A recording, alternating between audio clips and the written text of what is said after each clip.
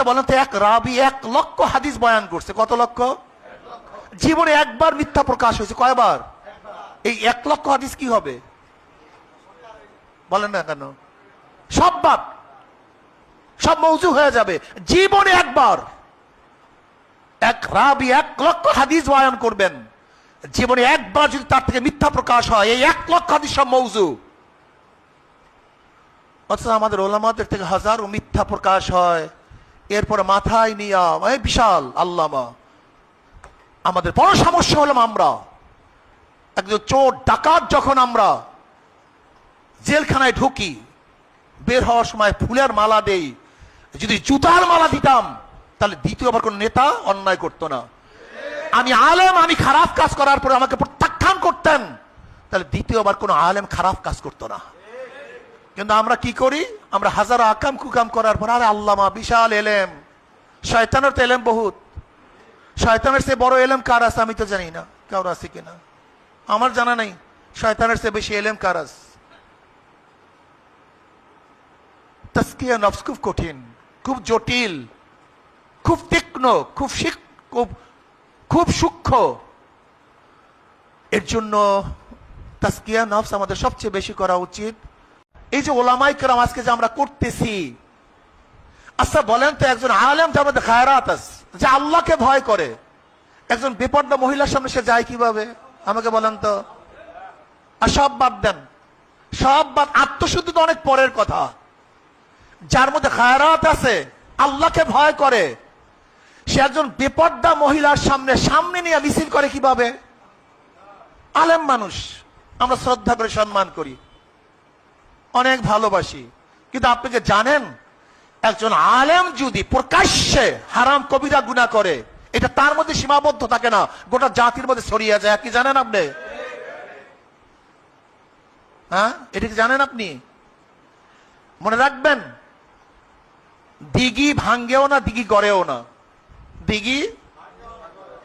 দিঘি গড়েও না, নদী ভাঙ্গে নদী গড়ে। ফাসেকরা, গায়ের আলেমরা দিনের উপকারও করতে পারে না, ক্ষতিও করতে পারে না। দিনের উপকারও করে আলেমরা, দিনের ক্ষতিও করে আলেমরা। হাজারো প্রফেসররা, হাজারো ডক্টররা যদি ইসলামের খেলাফ কাজ করে দলিল হয় না।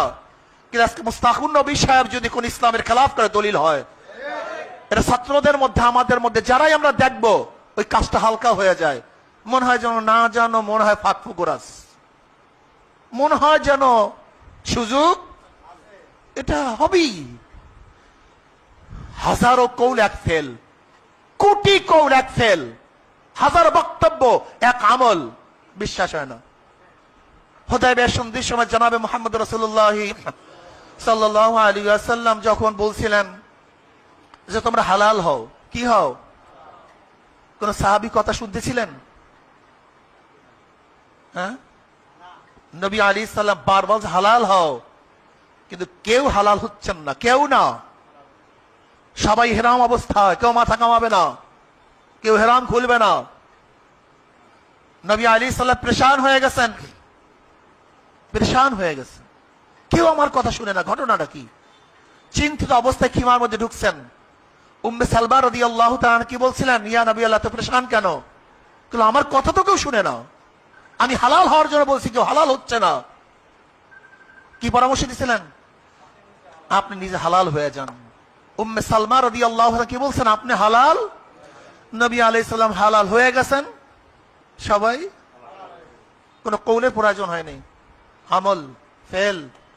হাজারো কৌল এক ফেল, হাজারো বক্তব্য এক আমল। মারাত্মক। কাবুরা মাকতান ইনদাল্লাহি আন তাকুলু মা লা তাফআলুন। আমি আশ্চর্য হয়ে যাই ওলামায়ে কেরাম যারা তাজকিয়ার বয়ান করি, আমি আশ্চর্য হয়ে যাই ওলামায়ে কেরাম যারা তাজকিয়ার বয়ান করি। আচ্ছা বলেন তো, এক রাবি 1,00,000 হাদিস বয়ান করছে। কত লক্ষ? জীবনে একবার মিথ্যা প্রকাশ হয়েছে। কয়বার? এই 1,00,000 হাদিস কি হবে বলেন না কেন? সব বাদ, সব মৌজু হয়ে যাবে। জীবনে একবার এক রাবি 1,00,000 হাদিস বয়ান করবেন, জীবনে একবার যদি তার থেকে মিথ্যা প্রকাশ হয়, এই 1,00,000 হাদিস সব মৌজু। অথচ আমাদের ওলামাদের থেকে হাজারো মিথ্যা প্রকাশ হয়। এরপর মাথায় নিয়া বিশাল আল্লামা।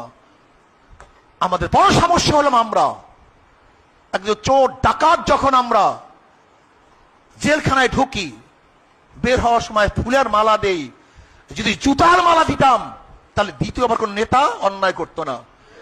আমি আলেম, আমি খারাপ কাজ করার পরে আমাকে প্রত্যাখ্যান করতেন, তাহলে দ্বিতীয়বার কোন আলেম খারাপ কাজ করতো না। কিন্তু আমরা কি করি? আমরা হাজার আকাম কুকাম করার পর আরে আল্লামা বিশাল এলেম। শয়তানের তো এলেম বহুত।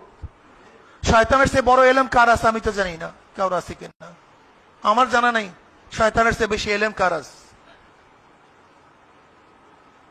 তাজকিয়া নফস খুব কঠিন, খুব জটিল, খুব তীক্ষ্ণ, খুব সূক্ষ্ম। এর জন্য তাজকিয়া নফস আমাদের সবচেয়ে বেশি করা উচিত।